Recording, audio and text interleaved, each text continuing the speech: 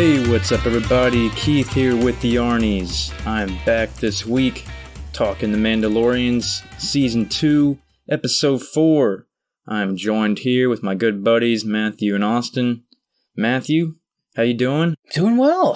Happy to be here. Talking another episode of The Mandalorian, like you said. It's already, I guess, at this point, we're halfway through the season. So it's really flying by so far. So that's exciting, and I've been enjoying it. And of course, you know, since we're talking The Mandalorian, we're no longer just the Arnies.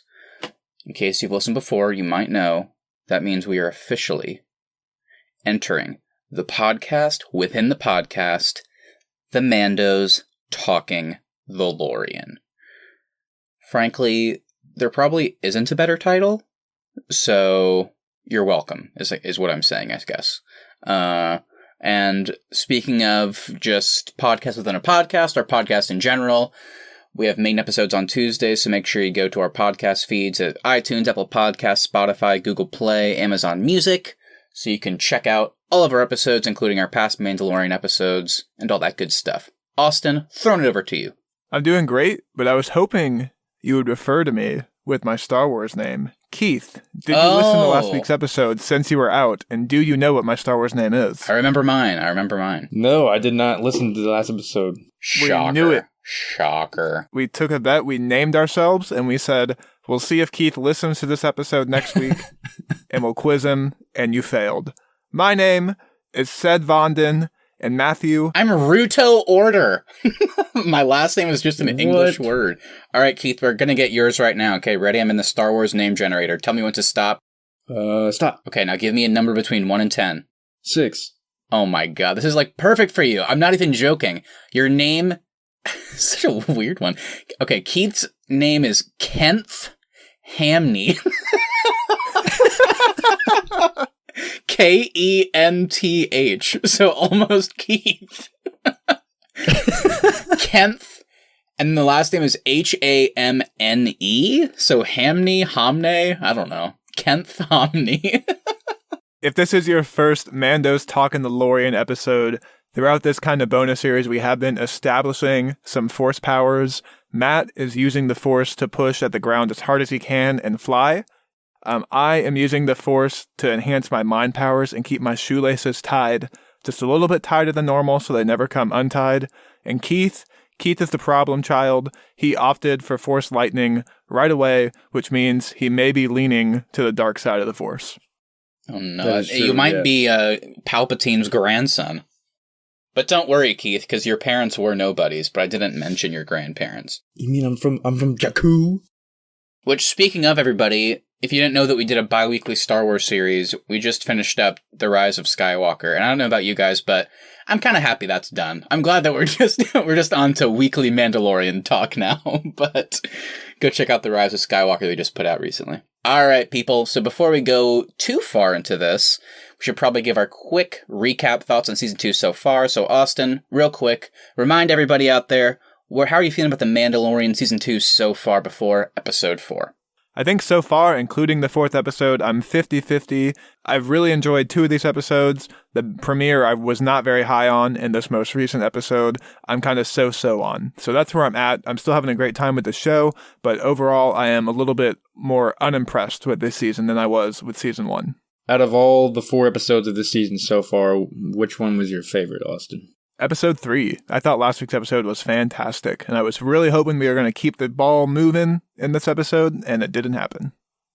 Yeah, I disagree. I hated Season 1 in comparison. I'm liking Season 2 quite a bit. I'm really a big fan of what they're doing, and somehow, for me, they have kind of continued the momentum. I like how it's been 50-50 in terms of episodes that you might be able to consider story-focused, with the first episode and the third episode, and then I mean, literally, episodes 2 and 4 are kind of just little detours they have to go on for various reasons, so I think that's kind of cool. But I think they found some cool ways to inject some story and background into this episode that at first I thought was going to be really random. So, yeah, Season 2 for me has been a big hit. I'm really liking it. I'm liking these characters a lot more. It's cool that we get to see familiar faces, and Episode 4 was no different. I was a big fan, so that's where I'm at. Keith, what about you? And be sure, since you weren't here last week, to let everybody know what were your thoughts on Episode 3. Yeah, I thought last week's episode was pretty badass. I really liked the Imperial ship that they were in fighting the stormtroopers. I thought that was pretty cool. The introduction of the other Mandalorians who take their helmets off. Still kind of confused of where they came from. I might have to go back and rewatch the episode. I actually am going to go listen to y'all's episode or y'all's recap on it later. But yeah, as far as this new episode, initial thoughts, yeah, it does kind of seem like they had some momentum going from the ending of the last one, and then it kind of just drops again into another side story. But I am glad they brought Carl Weathers back and the other girl back. Well, before we go any further, let's go ahead and throw up a really quick spoiler warning. Everybody, if you've listened this far and you haven't seen Season 2, Episode 4, from here on out, we're going to be talking spoilers. We're not going to be trying to not spoil anything. So pause this right here, go watch the episode, and come on back to hear our thoughts.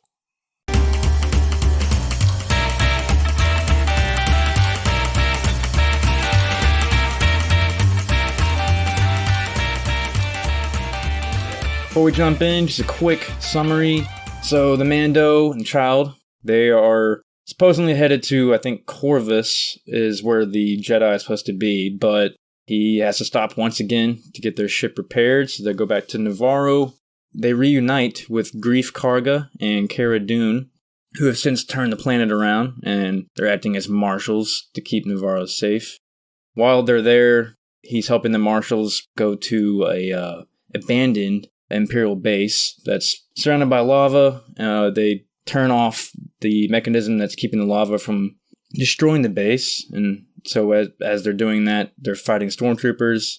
They get into a really cool chase scene, which we'll get into later, and at the end we get an appearance of Moff Gideon. He is back. Before we get into our roundtable discussion, I have a little bit of trivia for you boys. Are you guys aware, I know we kind of talk about it every week, are you guys aware of who the main stunt double is in the armor whenever Pedro Pascal can't be on set? Do you guys know? I do. I guess I won't say it, but you go ahead. Keith, I think you'll love this. It is none other than John Wayne's grandson, Brendan Wayne, filling in as a stunt double for the majority of at least Season 1 in the armor, and they did make an effort to get Pedro Pascal back in the armor for more of Season 2, but whenever he's not on set, it's John Wayne's grandson. Is that true? Because I read an interview with Bryce Dallas Howard, who directed Episode 3, who said that she didn't work with Pedro Pascal at all. In her episode, she didn't. Yeah, I feel like he's not in the armor. I feel like they're just saying that. I don't see why this guy would be in the armor. He should just do the VO. Get paid for that. I mean, I don't believe it. If he starts taking off his mask later on, we'll see. But right now, I'm not a believer of the Pedro Pascal Mandalorian armor-wearing movement. But speaking of before we jump in, let's go ahead and run down the full cast and crew real quick before jumping over to our roundtable discussion, because this one has some fun stuff, like Keith mentioned in the episode summary. But Season 2, Episode 4, really cool title this time. We got The Siege, directed by Carl Weathers. I don't know if this is like directorial debut, but it was cool to see, a very famous actor taking it up, who's also in the show, of course. Written by Jon Favreau, as always. The Mando, as of course, voiced by Pedro Pascal, not played in person as we know, because that's the movement I'm starting. And then Greef Karga is back, played by Carl Weathers. What a terrible name, by the way. I think there's no shock that they never use his name, because it's maybe the worst Star Wars name, Greef Karga. Terrible. Cara Dune, played by Gina Carano. Is it any worse than Ruto Order? No. Cara Dune's played by Gina Carano. Mithril, the blue alien from the pilot episode way back in Season 1, played again by Horatio Sands. And of course, as Keith mentioned, Giancarlo Esposito is back, not just as like a hologram, like last episode, he is back in person. So lots to talk about, lots to break down. So Keith, should we hop over to our roundtable discussion? Let's hop on over. So, from the beginning, how do we feel about the setup to this episode? I hate it. That's what this show is. This is what it's always been. It's so frustrating after last week because we're moving forward, we're going to Corvus, we're getting ready to meet Ashoka, and then literally like the opening line to the show is, hey, we're not going to continue with the main plot this week. We have to take a detour. You said you loved Season 1. You said dumb. You loved Season 1 more than this so far. Season 1, he finds this stupid little baby in his stupid little pod at the end of the episode 1, and then nothing happens until the finale episode. I mean, this is what the show has always been. Like, I get it. It is frustrating that, like, clearly at the end of last episode, it's like, oh, awesome, this is going to go somewhere really cool. But in the back of my head, I was like, it's going to go somewhere cool, but not for 2 episodes, because the next episode has to be, and that's what it is. And I get why you're frustrated, because I am too. And I mean, the second half of this episode is great. I just found it really frustrating to start off with. Like, of course they don't physically say we're not continuing the main story. But they basically say that when they say we have to stop for repairs. It's just their way of saying the main story is not continuing this week. So we're going to go back to a planet we've already been to, and we're going to try to do something new. And what they do is cool. I'll give them that. But I was so excited after episode 3 to go to Corvus, meet Ashoka, get some answers. And then I was really bummed when, as you said, that it's what they always do. But they did take a detour, and it really bummed me out.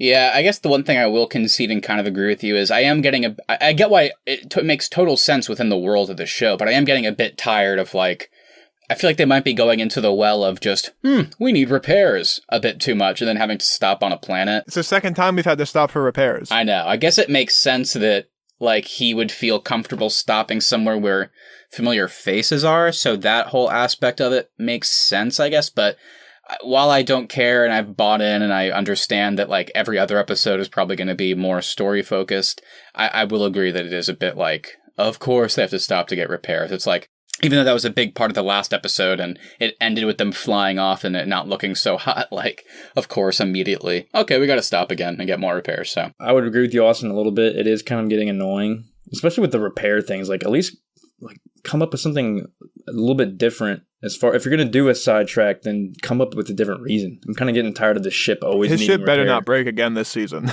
After this. Yeah. it will. Find a mechanic and fix the damn thing up. But I've kind of learned, but I'm also with you, Matthew. Like, I've kind of learned that this is just how the show is. So I'm just kind of learning to be patient. This is the with way. it. And this is the way. And trusting that it's going to lead somewhere. And I'm fine with the little side stories as long as they do something cool with it, which I think they did do something pretty cool with this one. So yeah, and that's the key. I mean, at least they did something cool, is what I'll say. I was just really, I guess it sounds like I'm really down on this episode today, and ultimately I'm really not. I was really bummed with this beginning, though, but at least what they did do later on in the episode was a really cool storyline. Yeah, I liked it more once it got into it and all that fun stuff. Yeah, I liked it way better than the second episode with the Harry Potter spiders. Yeah, so after the setup, like Keith mentioned, it's time to pay back his old friends, so we got to go to this Imperial base. And I kind of liked that it didn't seem like just an excuse to see old characters again, because after getting over that it just felt like another random side quest like we just talked about, it was kind of cool. Once we got into the actual base, I certainly didn't expect, I guess it makes sense if you think about it, but I didn't expect that this would be this weird, like, backdoor way to give us more, I don't know about answers, but just background to Baby Yoda, what they were using him for originally, what they wanted to use him for, what these doctors were trying to do. And I thought there was a lot of interesting stuff here. I rewound it a couple times to try and see what was actually going on. And at the end, I don't really know. I mean, are they trying to harvest Baby Yoda's blood to create other Force beings that could be used for the new Empire? Is this somehow, in some weird way, is it tied to Snoke and Palpatine stuff that eventually pays off clone-wise in Episode 9? Like, I don't know what they were doing here, but it was cool to understand what they were actually trying to do with Baby Yoda, and I liked, as Keith mentioned, as opposed to Episode 2, that was literally just a random side quest. This one at least led to some interesting, like, thinking. Like, I was thinking about some kind of stuff I didn't really think I would when it came to Baby Yoda and what they were doing and what that could lead to in the future, since Moff Gideon's still in play. So what about you guys? How'd you feel about all that stuff? You bringing up the fact that it could be tying to Snoke and Palpatine is really interesting, because I didn't even think about that while watching this episode. I know they've talked about that they kind of want to show the rise of the First Order in this show. So what made you think of that, Matt?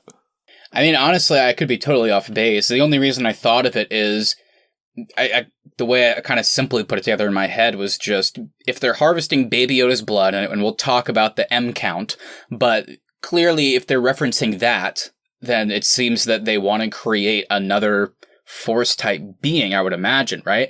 And there was multiple clones, so I was like, okay, so if they're trying to create other Force beings, what would be the use of that? I mean, obviously, I don't think they're harvesting Sith necessarily, because why would they care? So then I kind of jumped to, well, maybe, since this is like the remnants of the Empire, maybe they're just trying to bring back the Emperor. So maybe this is kind of the beginning of that plan.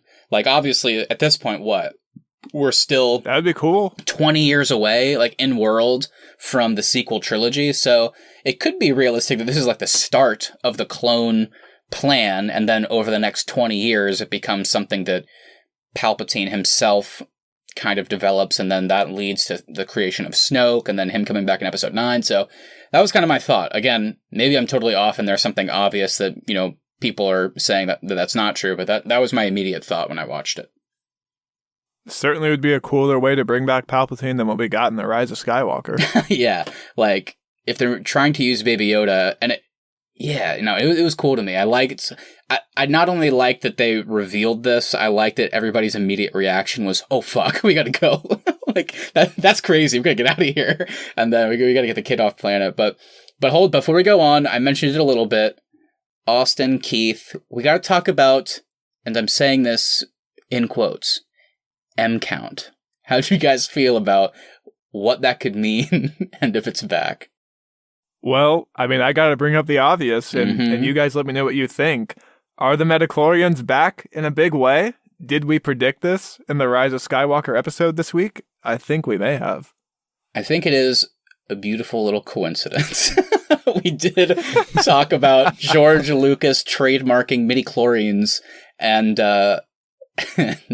how that could play a part in the future. And here we are with the M count, which sounds a lot cooler than midichlorians, if I do say so myself. I'm not going to lie, when they used the term M count, I started smiling from ear to ear. Not because I was happy that the midichlorians were back, but it's just because we talked about this in our Rise of Skywalker episode last week. I think it's kind of cool. Like, everybody knows that most people don't like the midichlorians because it makes this vague Force thing something with levels and different powers and all that shit. But you know what? It's already been done. It's part of the lore. So just lean into it. So yeah, Baby Yoda has a big M count. Cool. I'm down. Exciting. Makes sense. We all knew it anyway, so it's not shocking. Like, I mean, did you see how quickly he Force pulled those macaroons over to him? Clearly this guy's rolling in midichlorians. Why is it macaroons? They couldn't come up with any other snack for him that doesn't look like something we have on Earth? That was kind of weird. I know. That was a little weird. I was thinking the same thing.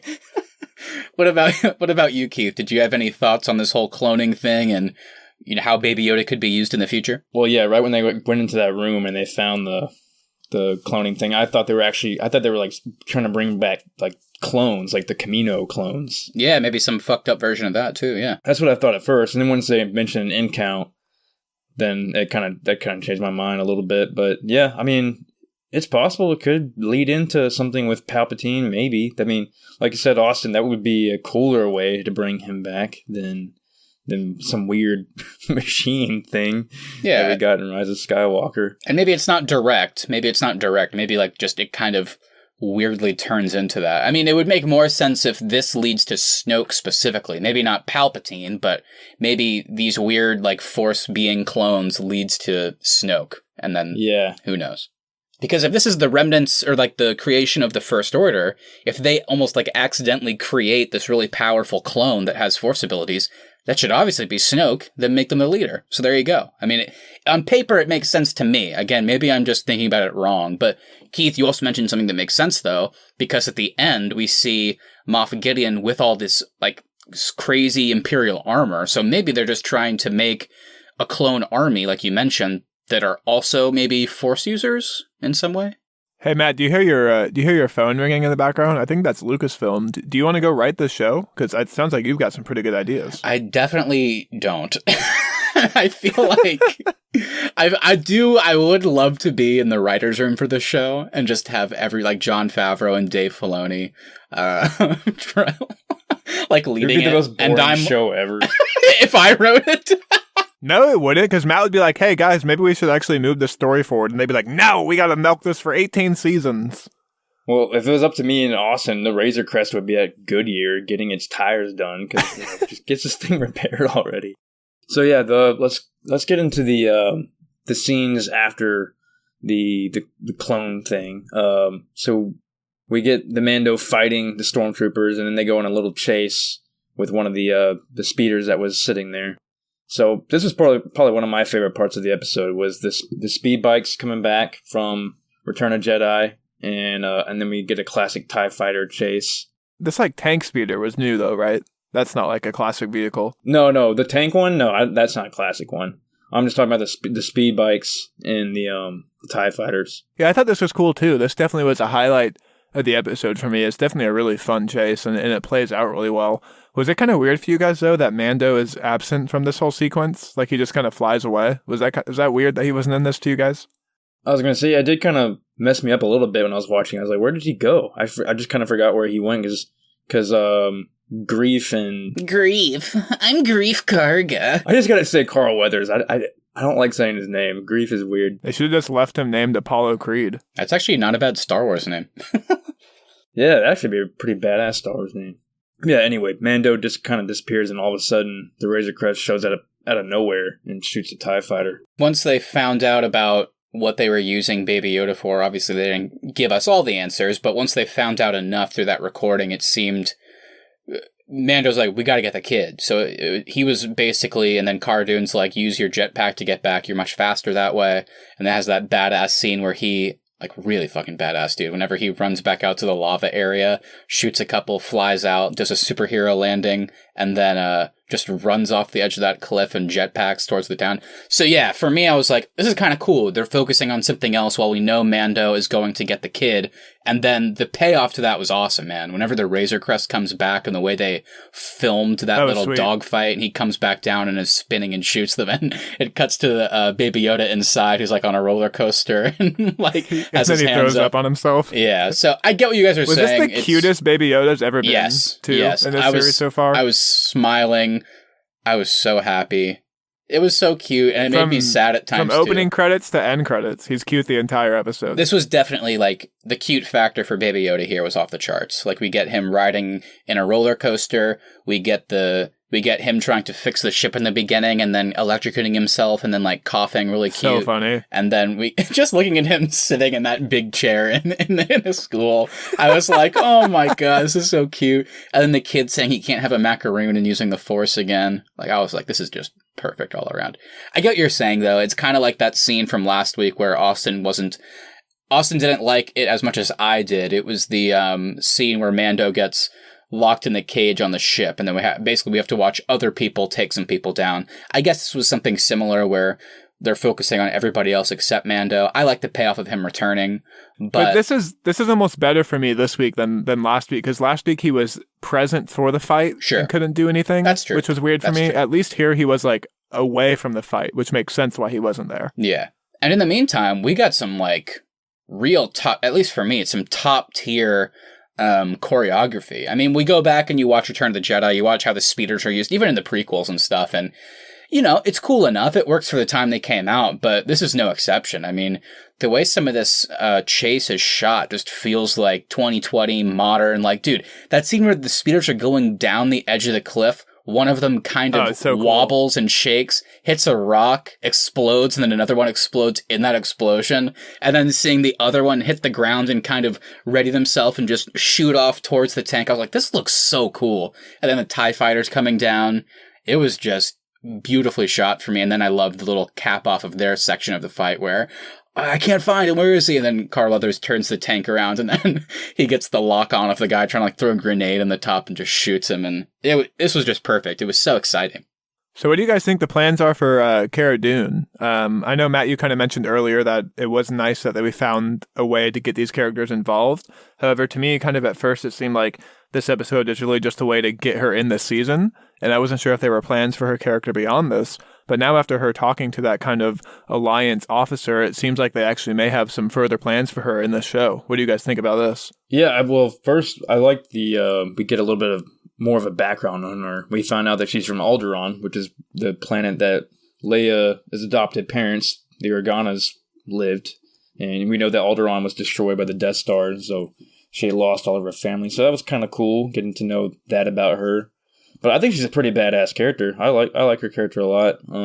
I would hope that she continues to come back and maybe can like partner up with Mando again. Do you think she's going to go back to the Alliance? I mean, maybe. I feel like her being a Marshal in Navarro is kind of too small for her. I think they're going to bring her back in a bigger way later on. I don't know what the plans are. I mean, clearly there's something in the pipeline with how it ended, bringing back that rebel pilot from the second episode, bringing him back in and having them basically interview everybody, trying to find out where the Mandalorian is, and then having that big scene with Cara Dune. It seems like there's something going on.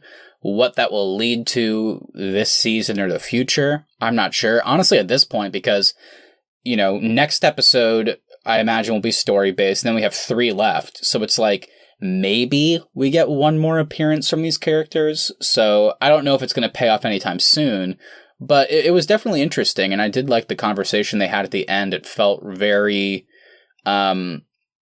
subtle, even though they were still revealing, like, basically her entire backstory. Like, it felt natural and interesting and engaging, and I quite liked it. I don't know what the plans are, but all I know is I like the character of Cara Dune, but man, I don't know if I want to see Gina Carano as an actor anymore in this. Do you guys think she's good? I think she's like one of the worst actresses in everything she's in. I think she's fine here. I don't know if you really need to be putting on a good performance for this show. I think she's perfect for this character, though. I think I agree. I think I like her just she's fine. Yeah. She's fine enough, yeah. She certainly wouldn't hold her own in, like, The Sopranos, but for The Mandalorian, she's fine. I guess you're right. But, we don't have to talk about it, but with everything that all the tweets that Carano is putting out, like lots of stuff that people deem offensive, Disney has certainly fired people for less. So I imagine Cara Dune is going to be around. I don't know if Gina Carano will be. Although there is a track record of firing people for their social media and then hiring them back. So I know. I was gonna make that joke, like the James Gunn thing. So maybe they'll fire her for season 3 and then they'll bring her back for season 4. So. But in between season 3 and 4, she'll get a job with DC, and then she can come back. That's kind of the path back to Disney. Well, the problem for her, though, is James Gunn is good at his job, so, like, they'll probably hire some unknown actress for season 3, but she'll be 10 times better than Gina Carano. They'll be like, oh, fuck, maybe we shouldn't just cast somebody that looks good while they fight. We should actually cast an actress. Hire Ronda Rousey.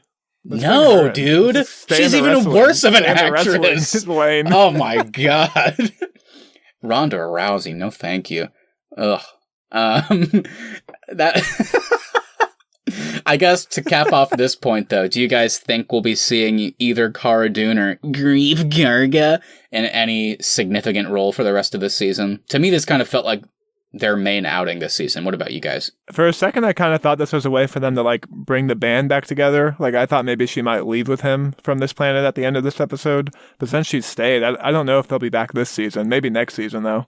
Maybe they'll have to stop to make more repairs by next season, so. Yeah, they'll be across the galaxy. Oh, we need some repairs. Let's go to Navarro. You want to go see some friends?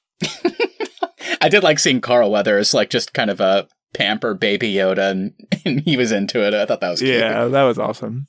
I liked seeing C-3PO's cousin. Yeah, she was a cutie. Please never say that again. That made my skin crawl. I would have hey, look, in the Star Wars universe, if I was like a parent to one of those kids, like if Macaroon Kid was my son and I came in for a PTA meeting, I saw that teacher, look, if I was a single guy, I might see where it goes. I might take her down to the bar. Is there a bar? I don't know. The local parts store? I feel like I'm just being on. Yeah, we could go by Lowe's, get her some grease for that old wheel. Last point here. Now that we know that Moff Gideon is tracking the Mando with the tracking device and the Razor Crest, what do you think his ultimate plan is? What is Moff Gideon's ultimate plan? I don't know. We know he definitely wants Baby Yoda. We know that, yes, because we know that he was working with Werner Herzog from season 1, so we know that he's interested in that. It seems like it's obviously because the Doctor in the recording in this episode was recording it for Moff Gideon. That's how they found out he was still alive.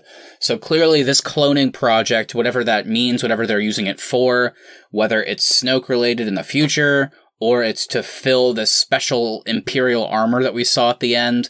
We know that's his project, and we know that Baby Yoda is intrinsically tied to it, and he's tracking them. At the same time, we know from season 1 that he has the Darksaber, so he is also somehow tied to the history of the Mandalorians, because he stole this precious artifact that Bo-Katan mentioned in the last episode. So he has a lot of like threads, like lots of stuff that we've seen throughout this show, like seemingly random storylines are tied to him. So I would say I think his ultimate plan is to try and get this cloning off the ground and get Baby Yoda back so he can harvest as much blood as he can in order to create Force beings or just an army. Like, I don't know, but I think whatever that means is the ultimate plan.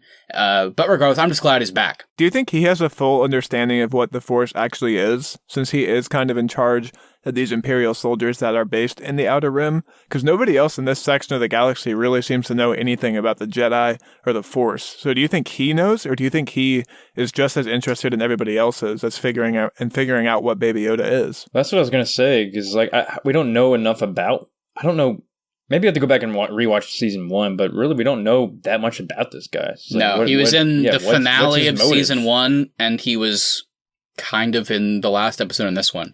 So for kind of the big bad of the overarching show, he's barely been around. To Austin's point, I would have to imagine there'll be some reveal at some point that maybe he knows a little bit more than is being let on. You have to think that the person in charge of this project would understand kind of the importance of this kind of race of being that is the same as Yoda, kind of what that could mean. And I mean, they say M count, so doesn't that mean they have an idea of what the Force is? And like this one has a very high M count, so that they must have some indication. I think the Doctor character from season 1 that we saw in the recording here, and Moff Gideon, I think they might know a bit more than they're letting on. So what about the special armor that we saw at the end?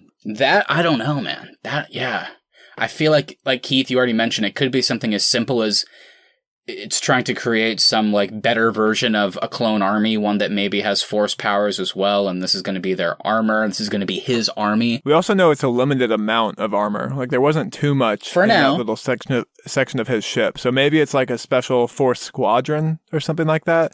But it also did kind of just look like fighter pilot armor as well. That's why it was maybe a bit just standing jarring in a weird for me. wing of the ship. Yeah, that's why I didn't love the reveal at the end, because I was like, nothing I'm seeing right now looks any different than anything else. So it was revealed in a cool way, where this commander, whatever you want to call her, she walks up and the door opens and there's Moff Gideon just standing in this smoke. I was like, oh, that's badass.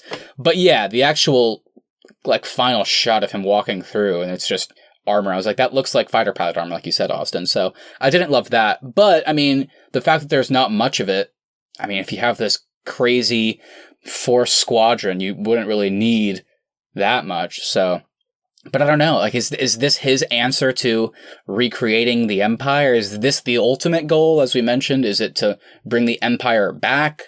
I don't know. And maybe this is the way to do it in his eyes. I'm not entirely sure, since, as Keith, you mentioned, we haven't really seen too much of this character.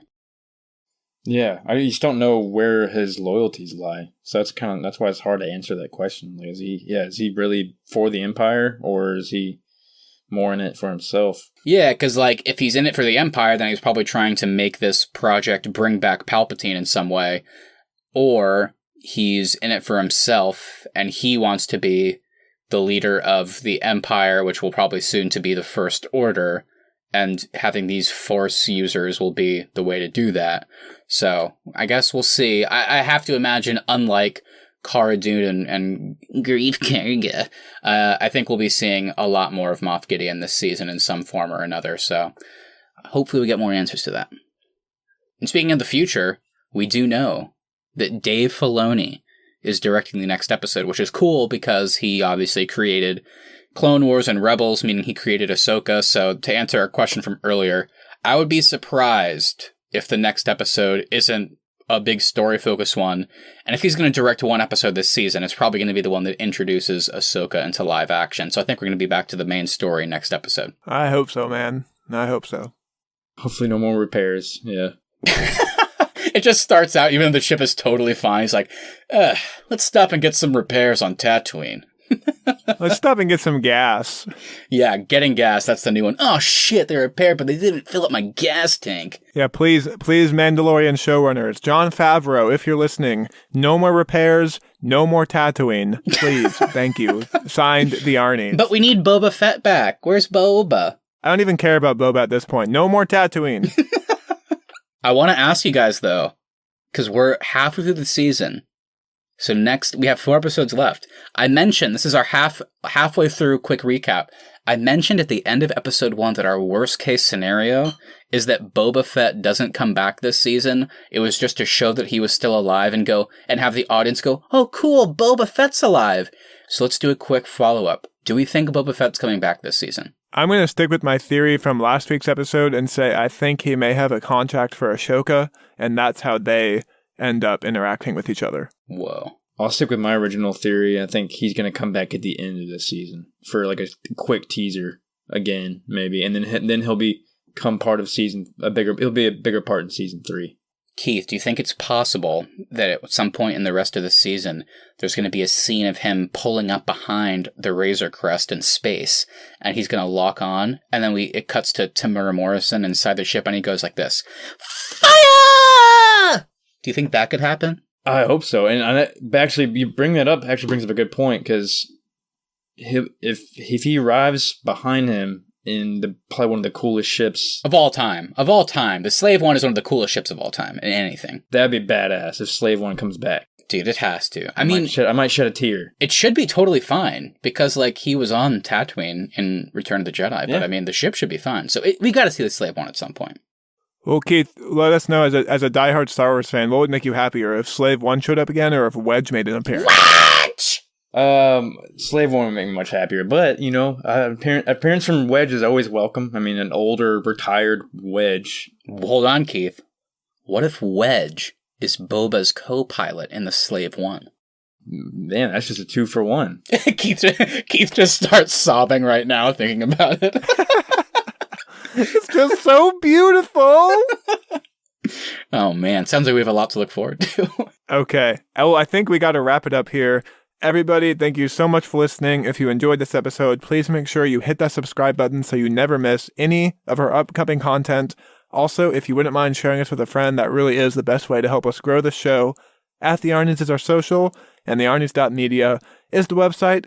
We'll be back on Tuesday for our main episode, and we'll be doing another bracket. Yes. We're going to be debating the best sports movie. This is going to be a good one. I'm excited. Really excited to record this one.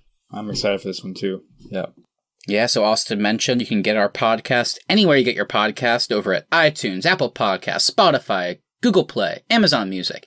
And if you check there, you will see that Austin and I just put out a new episode this past Friday where we kind of gave our Assassin's Creed Valhalla review up to this point.